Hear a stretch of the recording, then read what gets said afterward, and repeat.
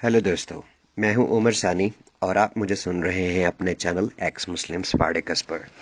दोस्तों, कुरान और इस्लाम को एक्सपोज करने के मिशन में मुझे आपकी सपोर्ट की बेहद ज़रूरत रहती है। ये सपोर्ट आप मुझे पेट्रियन पर और पेपाल पर कर सकते हैं। इस वीडियो को आखिर तक देखिएगा, पसंद आए तो लाइक, शेयर और कमेंट ज़रूर कीजिएगा और साथ ही साथ मेरे बैकअप चैनल को सब्सक्राइब करना मत भूलिएगा। तो शुरू करते हैं आज की वीडियो।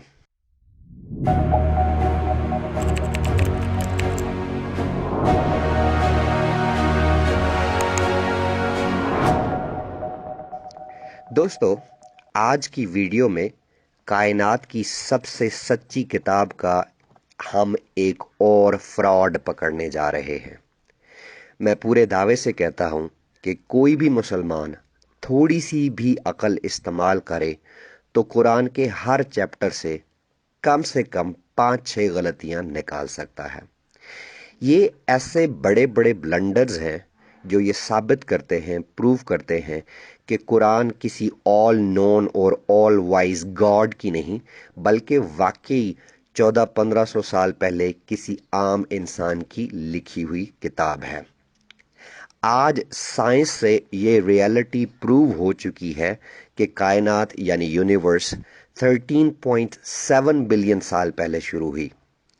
हमारे मिल्की वे गैलेक्सी 9 अरब साल पहले वजूद में आई, जबकि सूरज और ज़मीन तकरीबन 4.6 या 5 अरब साल पहले वजूद में आए। मगर कुरान के मुताबिक ज़मीन आसमान से पहले बनाई गई, जबकि सूरज, चांद और सितारे आसमान में हैं और ज़मीन से बाद में बनाए गए हैं, जो कि साइंटिफिक रिसर्च के मुताबिक एक खुल्लम खुला गलती है, क्योंकि ये बात किसी भी शक और शुबे से बालातर है कि ज़मीन कायनात में पाए जाने वाले सितारों और गैलेक्सी से कहीं बाद में बनी। इस मामले में कुरान सूरह नंबर 2 की वर्स नंबर 29 में कहता है, हुवल्लज़ी खलक़ लकुम मा फिल अर्द जमीया सुमस्तवा इलस समाए फसावाहुन्ना सबस समावात वहो बिकुल्ल शैइन अलीम, जिसका तर्जमा है, वही तो है जिसने सब चीजें जो जमीन में हैं तुम्हारे लिए पैदा की, फिर आसमान की तरफ मुतवज्जा हुआ और उनको ठीक 7 आसमान बना दिया। वो हर चीज से खबरदार है, यानी हर चीज से वाकिफ है। इस आयत से क्लियर पता लगता है कि अल्लाह जमीन को बनाने के बाद आसमान बनाने के काम में लगा। क्रिश्चियनिटी में बाइबल भी कुछ ऐसा ही क्लेम करती है कि खुदा ने 7 दिन में सब कुछ बनाया। क्योंकि इस्लाम क्रिश्चियनिटी से कॉपी पेस्टेड है, इसलिए मुझे कोई ज़्यादा हैरत नहीं हुई इस दावे पर। दूसरी तरफ कुरान ये कहता है कि अल्लाह ने सितारों को करीब के आसमान में रखा। यहाँ कुरान दुमदार सितारों यानी मीटेरॉइड्स और एस्ट्रॉइड्स की बात कर रहा है, जबकि कुरान हकीकी सितारों और दुमदार सितारों यानी शहाबियों के फ़र्क को नहीं बयान करता, क्योंकि उस वक़्त इंसान हमारे सूरज से कहीं गुना बड़े सितारों और ज़मीन से लाखों गुना छोटे मीटेरॉइड्स के फ़र्क को नहीं ना समझने के बायस ये नहीं जानता था कि इन दोनों में क्या फ़र्क है और कौन कितना दूर है। इसलिए कुरान कह रहा है कि सितारे हमारे करीब तरीन आसमान में हैं।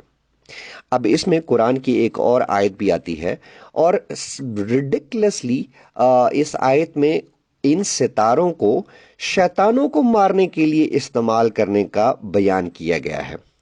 अल्लाह मियाँ ने शायद इसीलिए इसी तरह का एक शहाबिया 6 करोड़ 50 लाख साल पहले गल्फ ऑफ मैक्सिको में गिराकर शैतान डायनासोर्स को जलाकर भून डाला था।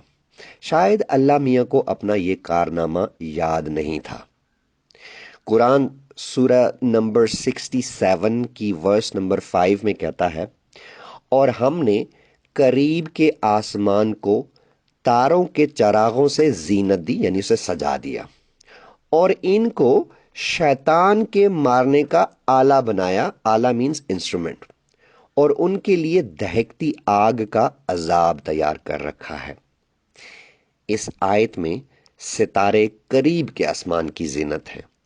یہ آیت بھی غلطیوں سے بھری پڑی ہے۔ آج بچہ بچہ جانتا ہے کہ سب سے قریب ستارہ سورج ہے اور باقی تمام ستارے زمین سے کئی لائٹ ایئرز کے فاصلے پر ہیں، جبکہ زیادہ سے زیادہ دور ستارے 13.7 بلین لائٹ ایئرز کے فاصلے پر دیکھے گئے ہیں، جبکہ زیادہ ستارے ہماری آبزرویبل یونیورس سے باہر ہیں، جن کو کبھی بھی انسان نے آج تک نہیں دیکھا۔ قرآن میں سیارہ زہرہ اور وینس کو بھی ستارہ کہا گیا ہے، جبکہ زہرہ زمین ہی کی طرح کا ایک سیارہ ہے جو سورج سے سیکنڈ نمبر پر ہے، جبکہ سورج ایک ستارہ ہے۔ زہرہ کو ستارہ کہنا اس کو سورج کے برابر بنانے یا سورج جیسا کہنے کے مترادف ہے، جو کہ کھلم کھلا غلطی ہے، مسٹیک ہے۔ اس کو سمجھنے کے لیے چیپٹر نمبر 86 کی ورس نمبر 1 پڑھتے ہیں۔ اس میں اللہ میاں کہہ رہے ہیں، آسمان اور رات کے وقت آنے والے کی قسم، تم کو کیا معلوم کہ رات کے آنے والا کیا ہے؟ وہ تارا ہے چمکنے والا۔ پھر آگے قرآن میں ایک اور جگہ لکھا ہے، نہ تو سورج ہی سے ہو سکتا ہے کہ چاند کو جا پکڑے، اور نہ ہی رات دن سے پہلے آ سکتی ہے، یہ سب اپنے اپنے دائرے میں تیر رہے ہیں۔ اس آیت سے پتہ چلتا ہے کہ قرآن یہ کہنا چاہ رہا ہے کہ ہماری ارتھ اس پورے سولر سسٹم کا سینٹر ہے، کیونکہ سن سینٹرڈ سولر سسٹم کے مطابق کبھی بھی سورج اور چاند کو برابر یا ایک دوسرے کو جا پکڑنے کا نہیں کہا جا سکتا۔ قرآن بہت سی جگہوں پر سورج اور چاند کا ذکر برابری کی بنیاد پر کرتا ہے، جیسا کہ اس وقت کے لوگ سورج اور چاند کو دن اور رات پر حکمران اور ایک دوسرے کی ضد مانا کرتے تھے، جبکہ سورج اور چاند بالکل الگ ہیں۔ چاند جیسے لاکھوں آبجیکٹس ایک سورج میں سما سکتے ہیں۔ قرآن بہت سی جگہوں پر آسمان کو ایک چھت کہتا ہے، اس کو بغیر ستونوں کے کھڑا ہوا کہتا ہے، اس کو ٹھوس یعنی سالڈ سمجھتا ہے، اور کہتا ہے کہ اس میں کوئی ہول نہیں، اس کے کوئی گرنے کا بھی ذکر کرتا ہے، جس سے معلوم ہوتا ہے کہ قرآن آسمان جیسی فرضی چیز کے بارے میں بالکل لا علم ہے۔ مزے کی بات یہ ہے کہ قرآن میں 7 آسمانوں کا ذکر کیا گیا ہے، جبکہ زمین خود خلا میں ہے، اور کائنات میں تمام ہی آبجیکٹس، چاہے ستارے ہوں، سیارے ہوں، گیلیکسی ہوں، ایک ہی خلا میں موجود ہیں۔ اب اگر ستاروں کو آسمان مانا جائے تو آسمان خلا کو کہا جا سکتا ہے، جبکہ زمین خود خلا میں موجود ہے۔ اس لیے زمین اور آسمان کا فرق ایک بہت بڑی غلطی ہے۔ دوسری طرف زمین اور آسمان کو ایک دوسرے کے برابر اپوزٹ کے طور پر پیش کیا جاتا ہے، یعنی زمین کو آسمان کے برابر کہا جاتا ہے، جبکہ زمین کے علاوہ اگر باقی کائنات کو آسمان کہہ بھی لیا جائے تو زمین کسی بھی صورت میں باقی کائنات کے برابر نہیں، بلکہ زمین کائنات کا بالکل چھوٹا سا حصہ ہے۔ قرآن اسٹرانومی سے متعلق بہت ساری غلطیوں کا مجموعہ ہے۔ ان غلطیوں کو چھپانے کے لیے مسلمانوں کی طرف سے بہت ساری تعویلیں گھڑی جاتی ہیں، مگر حقیقت یہ ہے کہ قرآن کی ایسی غلطیوں کو صرف اسٹرانومی سے کم علم انسان ہی نہیں سمجھ سکتا۔ اگر آپ جسٹ بیسک سولر سسٹم کے بارے میں نالج رکھتے ہیں تو قرآن کی باتیں ردی کی ٹوکری کے لائق بھی نہیں۔ دوستو، آج کی ویڈیو کے لیے اتنا ہی، ملیں گے کسی اور ویڈیو میں قرآن کی کسی اور بونگی کے ساتھ۔ آخری میسج، اسلام چھوڑیں، انسان بنیں۔